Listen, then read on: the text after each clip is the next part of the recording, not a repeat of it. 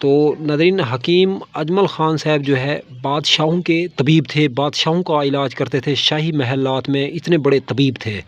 तो पुराने वक्तों की बात है, हकीम अजमल ख़ान साहब ने फरमाया था, बजाय ताकत और क़ुव्वत की मेडिसिन दवाएँ खाने की बजाय इंसान को चाहिए कि वो मैदे की दवा खाए। तो नाज़रीन, मैदे की दवा जो है अतरीफ़ल शात्रा बेहतरीन ज़बरदस्त दवा है। आज तक जितनी मेडिसिन मैदे के हवाले से बन चुकी हैं, तो उनमें मेरा एक्सपीरियंस है। और नाज़रीन, अतरीफ़ल शात्रा से बड़ी दवा ना आज तक कोई तैयार हुई है, ना मैंने अतरीफ़ल शात्रा से ऊपर कोई मेडिसिन देखी है।